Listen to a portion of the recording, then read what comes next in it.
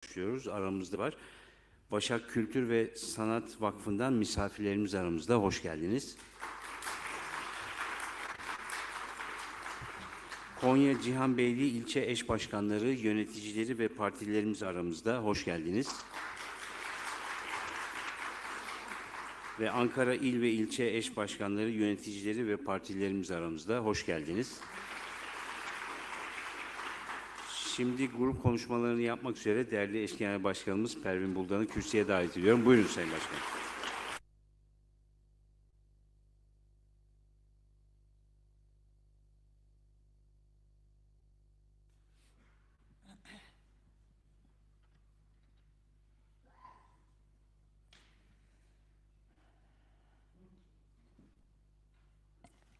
Evet, değerli arkadaşlarım, çok kıymetli misafirlerimiz, basının değerli emekçileri, ekranları başında bizleri izleyen sevgili halkımız, hepinizi coşkuyla, sevgiyle, saygıyla selamlıyorum. Grup toplantımıza hoş geldiniz, sefalar getirdiniz. Evet, büyük bir moralle, inançla ve kararlılıkla çalışmalarımızı devam ettiriyoruz. Türkiye'nin her yerinde halklarımızla bir araya geliyoruz, buluşmalar gerçekleştiriyoruz. Bu hafta sonu, yani önümüzdeki hafta sonu Demokratik Cumhuriyet konferansımızda buluşacağız ve Cumhuriyeti demokrasiyle buluşturacak olan süreci konuklarımızla ve misafirlerimizle tartışacağız. Evet, malum seçim süreci giderek hızlanmakta ve halkımızın, demokratik kamuoyunun, değişim isteyen milyonların HDP'den beklentisinin çok büyük olduğunun hepimiz farkındayız. Gözler elbette ki HDP'nin üzerinde. HDP'nin her bir sözü değişime giden yolu daha da büyütmekte, umutları her geçen gün arttırmaktadır. Çünkü HDP bu toprakların bereketidir, huzurudur, birlikte yaşamın harcıdır, özgürlüğün teminatıdır ve HDP demokratik siyasetin onuru ve yüz akıdır. Karşımıza dev dalgalar çıksa da bu gemi demokrasinin kıyısına mutlaka ama mutlaka ulaşacaktır sevgili arkadaşlarım. Çünkü bizim rotamız bellidir. Yol haritamız nettir. Demokrasidir. Türkiye'yi içine sürüklendiği bu alacakaranlıktan kesinlikle kurtaracağımıza bir kez daha Türkiye halklarına, Türkiye toplumuna bu kürsüden söz vermek istiyorum. HDP'nin duruşunu ve gündemini değiştirmeye, bir belirsizlik ortamı yaratarak umutsuzluğu pompalamaya çalışanlar kesinlikle başaramayacaklar. Bizim siyasetimizin karşısına kumpaslarla çıkanlar kendi komplolarıyla baş başa kalacaklardır. Evet sevgili arkadaşlarım, geçen hafta biliyorsunuz AYM kapatma davasının seçim sonrasına bırakılması yönündeki başvurumuzu reddetti. Red gerekçesi elbette ki red ve inkar politikasıdır. AYM'nin bu kararı sarayın baskısı altında aldığını çok iyi biliyoruz. AKP-MHP kumpas ittifakı AYM eliyle seçim sürecine siyasi müdahalede bulunma hazırlığı içerisindedir. O yüzden kapatma davasına hazine bulmuş gibi dört elde sarıldıklarını hep birlikte gördük ve buna tanıklık ettik. Bunlar o kadar kirli ki hazine yardımının kesilmesi için emniyet aracılığıyla bir günde bir gizli tanık buldular, icat ettiler sevgili arkadaşlar. Gizli tanık adına gerçekle uzaktan yakından alakası olmayan, tamamen komploya dayanan 100 sayfalık bir ifade kurguladılar. Bunu da ışık hızıyla AYM'ye servis yaptılar. Hukukun temel ilkelerine göre hareket etmesi gereken Anayasa Mahkemesi de gizli tanığın servis yapılan gerçek dışı ifadelerine dayanarak HDP'nin hazine yardımına bloke kararı koydu. Tam bir tezgah sevgili arkadaşlarım, tam bir organize işler, tam bir kumpas aslında. Savcıları, hakimleri, kolluk güçlerini, valileri, imamları, bürokratları seçim kampanyasında Truva atı gibi kullanan AKP, MHP bunlarla yetinmemiş olacak ki gizli tanıkları da seçim kampanyasına kattıklarını hep birlikte görüyoruz. İşleri gizli tanıklara kalmış durumda sevgili arkadaşlarım. Çünkü başka ellerinde gerçekle alakalı hiçbir şey olmadığını hepimiz çok iyi biliyoruz. İşte HDP kapatması hakkındaki dava Türkiye'nin tam bir özetidir aslında. Bu kumpaslar sarkacı, iktidarın Türkiye'ye yerleştirmek istediği rejimin en net röntgenidir sevgili arkadaşlar. HDP'ye yönelik kumpaslardan beslenmek isteyenlere diyorum ki size buradan bir ekmek asla çıkmayacaktır. Ve AYM'nin kayyum gibi hareket eden iktidarın küçük ortağı da şunu iyi bilsin ki sizin siyasetiniz çökecek, HDP daha da güçlenerek yoluna devam edecektir. HDP öyle sizin sandığınız, sizin bildiğiniz gibi küçük bir lokma değildir. Ve boğazınızda kalacak bir lokmayla uğraşmaktan bir an önce vazgeçin ve bizi kendinizle kesinlikle kıyaslamayın diye ifade etmek istiyorum. HDP'nin mücadele geleneği ve Kürt halkı tarih boyunca öyle oyunlar, öyle tuzaklar gördü ki sizin bu kumpaslarınıza asla yabancı değildir. Evet, Seyit Rıza kendisine tuzak kuranlara sizin hilelerinizle baş edemedim demişti. Ben de buradan diyorum ki Kürt halkı ve dostları sizin hilelerinizle de faşizminizle de baş edecek, tuzaklarınızı bir bir bozacak ve örgütlü güce sahip bu iradeyle sizi kesinlikle yenecektir diyoruz. HDP'siz bir seçim süreci tasarlayanlar bilsin ki tasarılarınız çöp olacaktır. Biteceksiniz, tükeneceksiniz, siyaseten silinip gideceksiniz. Zaten oylarınız da anketlerde de halkın nabzını yokladığımızda da görüyoruz ki günden güne erimekte. Sandıklarda da bu erime mum gibi gözle alınır bir şekilde, elle tutulur bir şekilde, herkesin göreceği bir şekilde mum gibi eriyecektir. Bundan da hiç kimsenin kuşkusu olmasın sevgili arkadaşlarım.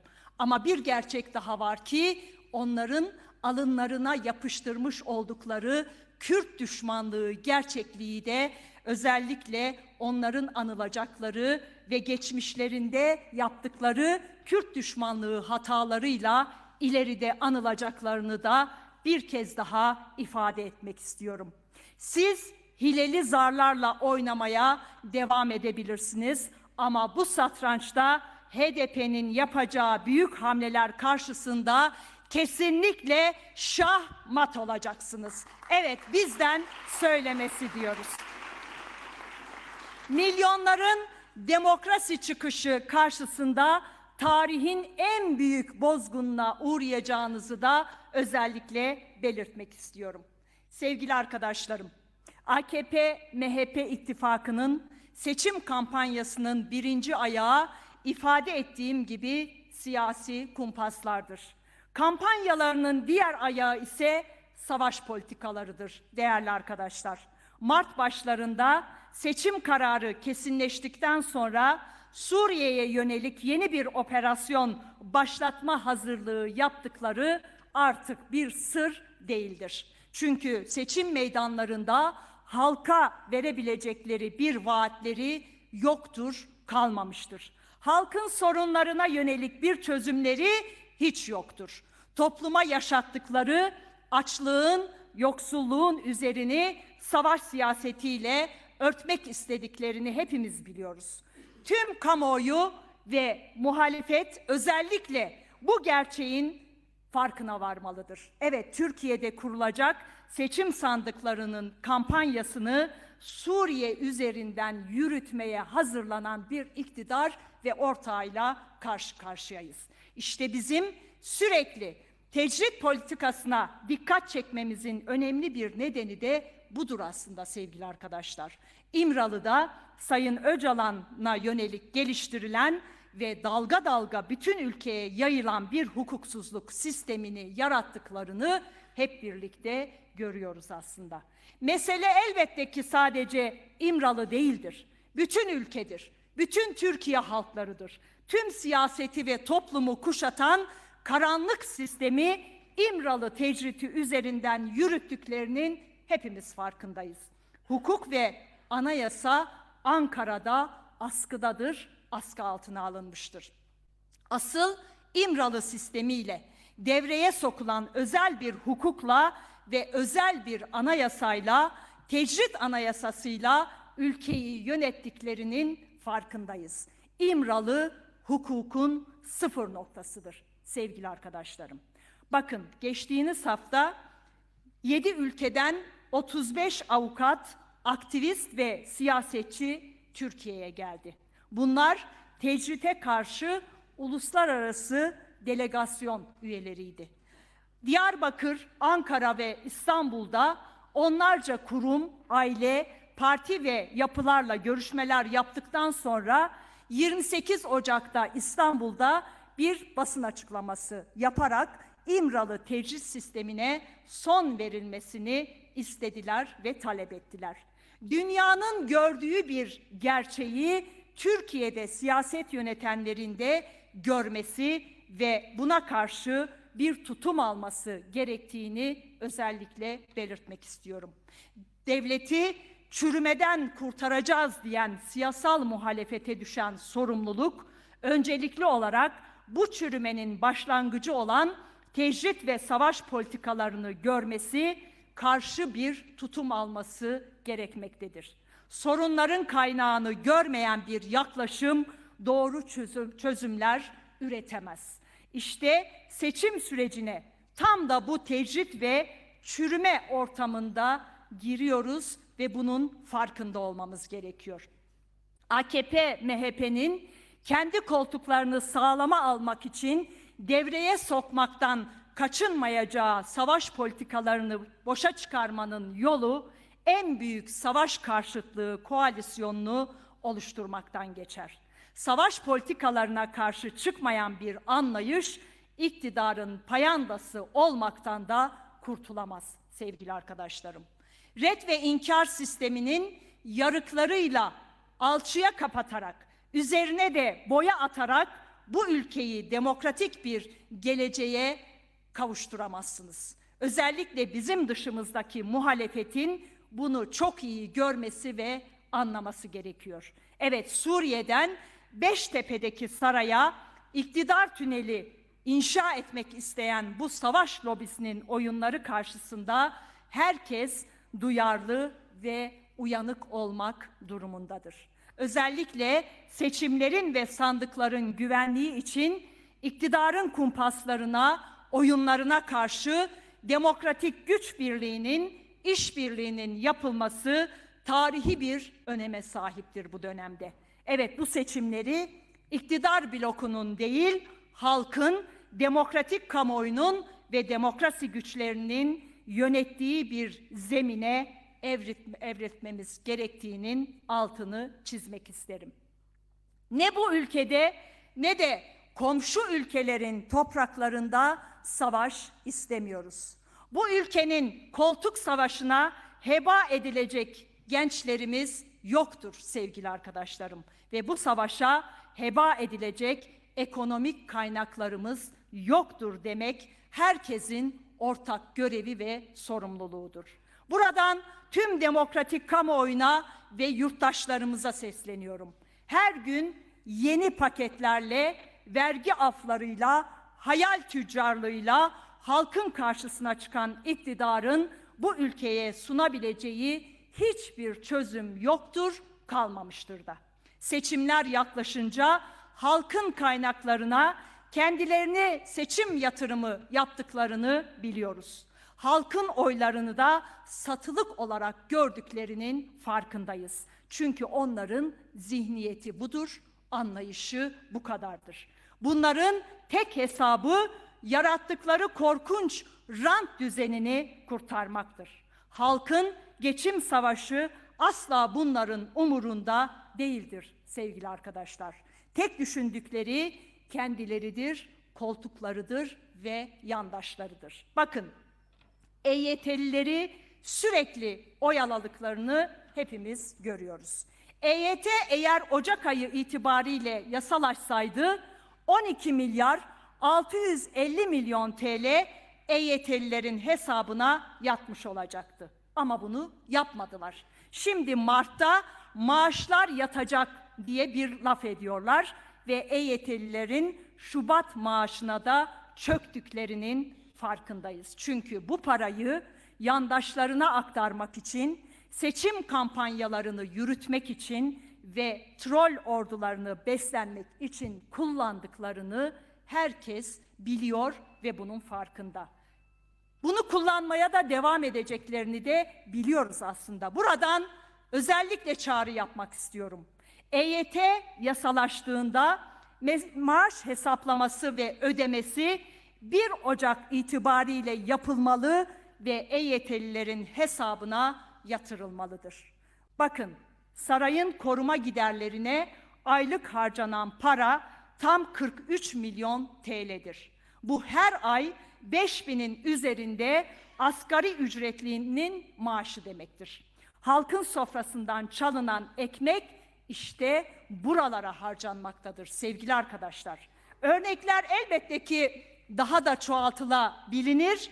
Bütün bu harcamalar, yaptıkları bütçe hesaplamaları tamamen kendi hanedanlıklarının sefası içindir. Halkın sofrası yine her zamanki gibi boştur.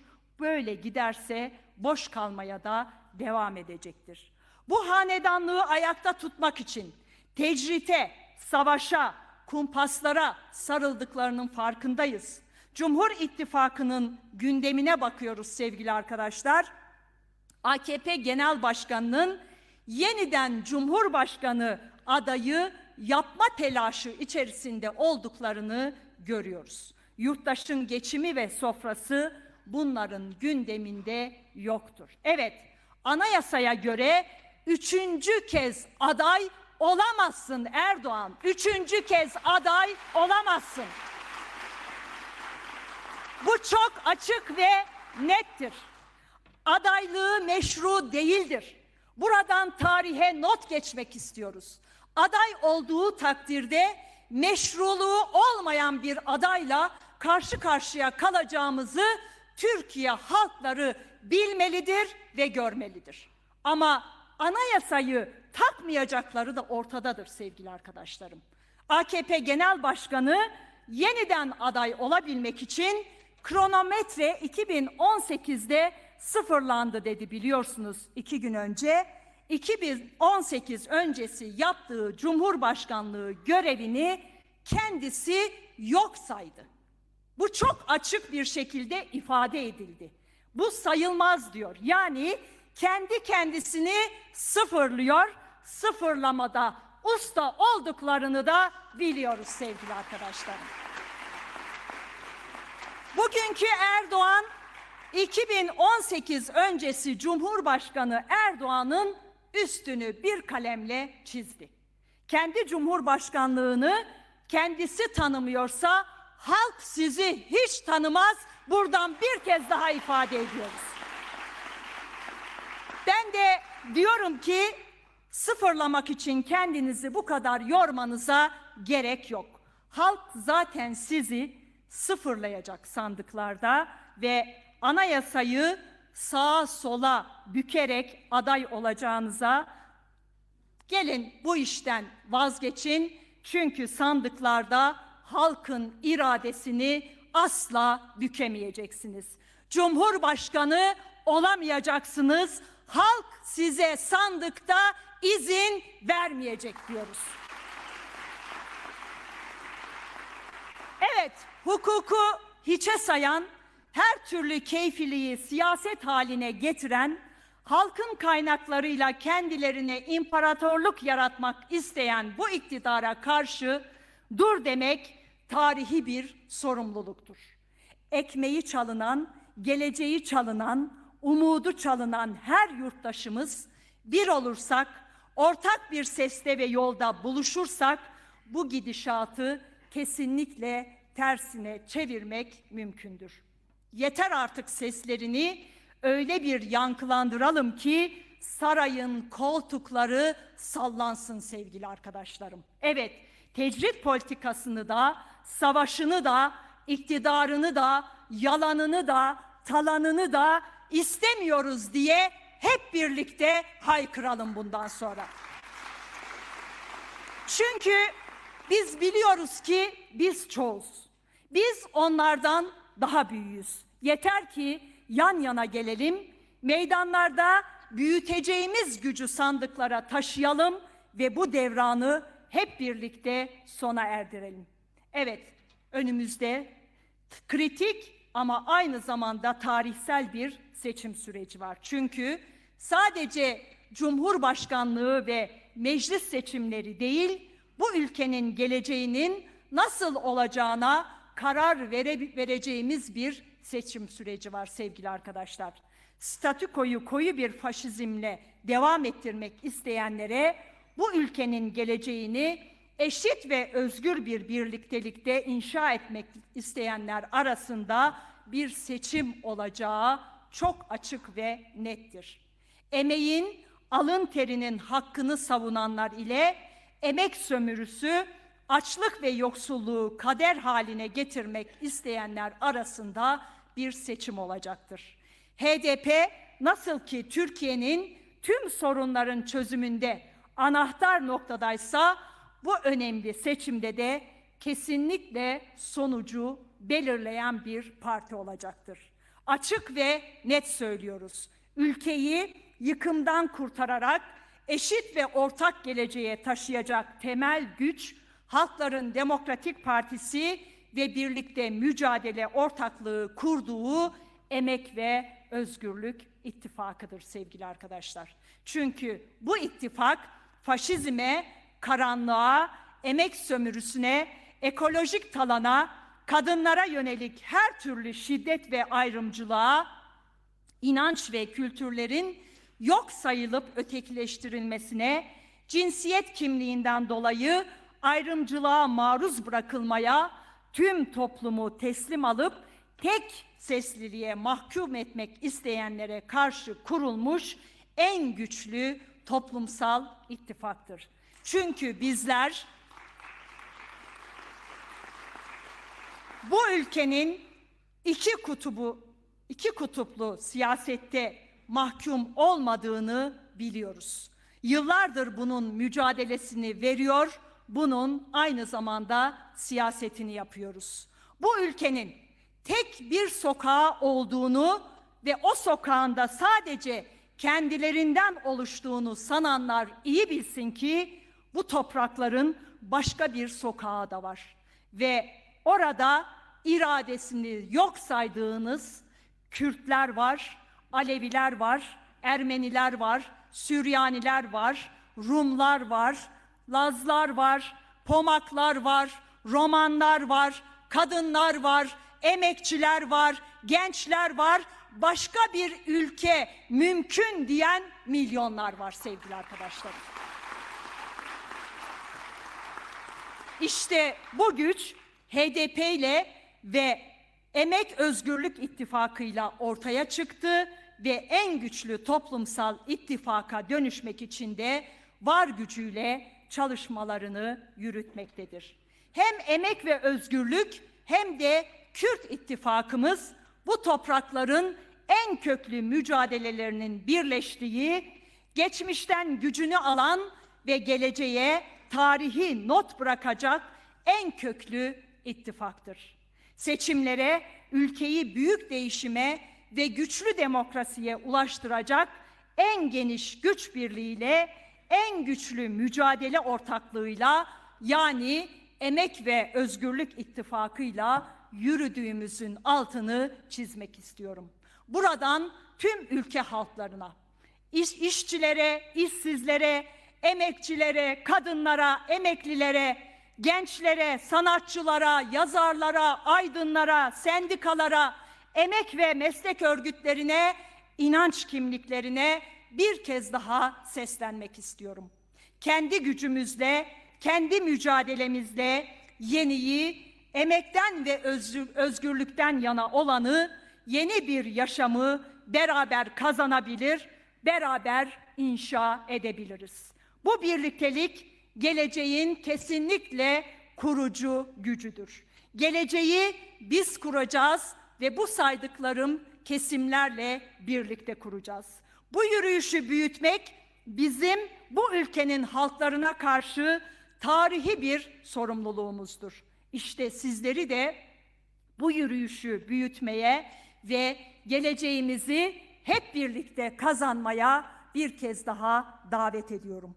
Emek ve Özgürlük İttifakı'nda demokrasiden yana olan herkese mutlaka bir yer vardır diyorum. Kendisini demokratik bir gelecekte ve demokratik cumhuriyette görmek isteyen herkes için ittifakımızın açtığı yol birleşme yoludur. Bu yolu gelin 14 Mayıs'ın zafer yolu yapalım diyorum sevgili arkadaşlar. Değerli arkadaşlarım, bildiğiniz üzere başlattığımız HDP ile dayanışma kampanyamız çığ gibi büyümektedir. Öncelikle tüm halkımıza, demokratik dayanışma içinde olan herkese teşekkürü bir borç biliyorum. Evet, dayanışma büyütür ve karanlığı dağıtır. Kampanyamıza dünyanın farklı yerlerinden binlerce cevap geldi. Gelmeye de devam etmektedir. Tiyatrolar HDP için oynanmakta, konserler HDP için düzenlenmekte, her masada bir yer HDP için açılmaktadır. Herkes bir gününü HDP'ye vermektedir sevgili arkadaşlar. Nasıl ki HDP'liler kendimize oy veriyoruz diyorsa, şimdi de kendimize yardım ediyoruz diyorlar. Bu çok değerli ve anlamlı bir dayanışmadır. Çünkü HDP biziz, HDP halkın bizzat özüdür. Kumpaslarla HDP'yi durdurabileceklerini sananlar bizleri tanımıyorlar, tanıyacaklar. Bakın, birkaç örnek vermek istiyorum sevgili arkadaşlarım. Biliyorsunuz, ilk bağışçımız 20 TL ile öğrenciden bu kadar diyen Özgür arkadaşımız oldu. Van'da bir anne partimize ulaşarak HDP ile dayanışmak için 2 koyununu sattığını ifade etti.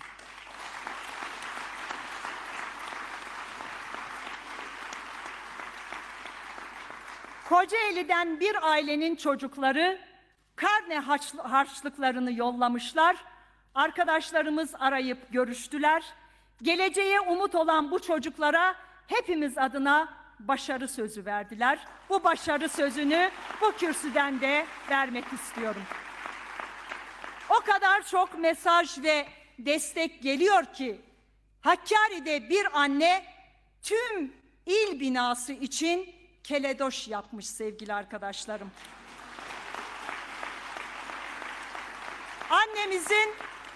Annemizin eline sağlık, emeği var olsun diyoruz. Kumbarasını bağışlama kararı alan küçük Rojava'nın gözlerinden öpüyorum. Kafede çalışan öğrenci yevmiyesinin yarısını göndermiş. Bir başka öğrenci bu akşamki çay paramız partimize diye yatırmış. Yemin ederim son paramdı diyen arkadaşa sesleniyorum buradan. Vallahi onların da son seçimidir artık.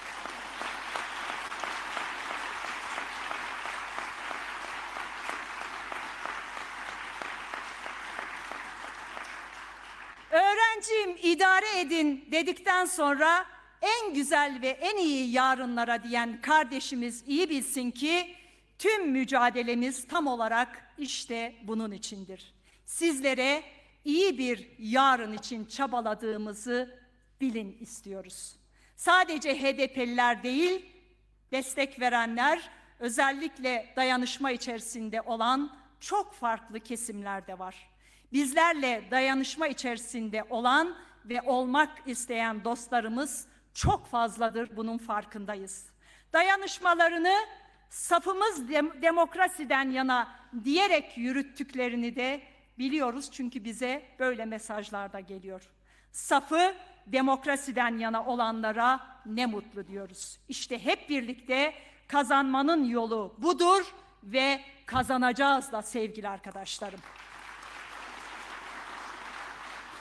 Şimdi kumpasçılar kulaklarını iyi açsın.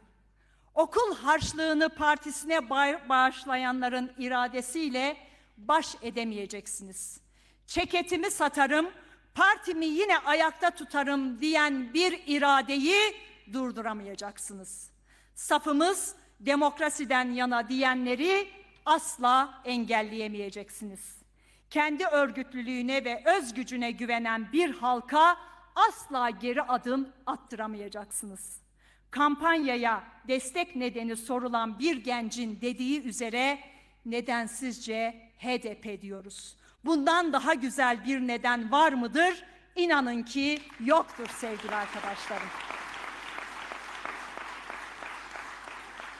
Herkesin dayanışma içerisinde olduğu bir yerde işler asla yarım kalamaz.